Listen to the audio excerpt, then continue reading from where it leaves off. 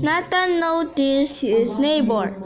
Nathan takes the bus to school. He with his friend Jessica. They talk during the whole ride every morning. They talk about movies, video games, and sports.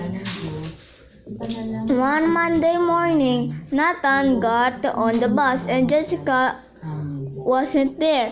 Mr. Tinning, the bus driver, told Nata that Jessica would be back to school the next day. Nata wondered how he would accompany himself during the ride.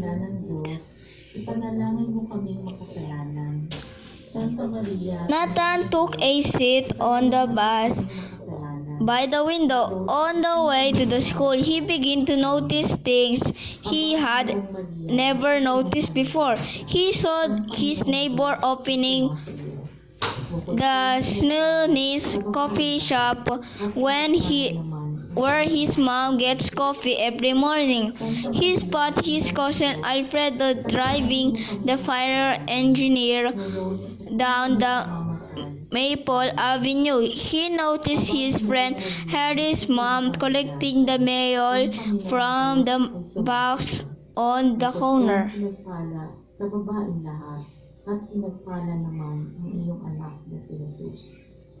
Santa at pinagpala naman. Until his ride to the bus that day, Nathan never realized how many people it took to make his town run smoothly. His neighbors do different jobs. They make the company a nice, safe place to live. Mr. Sweeney makes sure everybody can buy their morning coffee. Nathan's cousin Alfredo and the other firefighters help keep the town safe.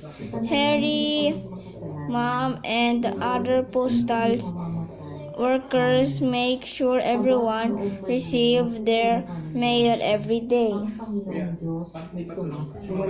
Nathan started thinking about what he could do when he grew up. He wasn't sure exactly what he wanted to do, but he decided he would help his community.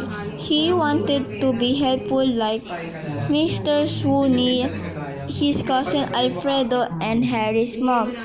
Nathan smiled his whole way to school and was excited to tell Jessica what he saw. Maybe they could help their town together.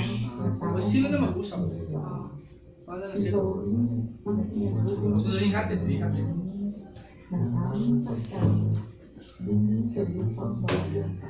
Kaya dalhin ko sa ano. Like and subscribe for more videos I'm gonna make for you for story.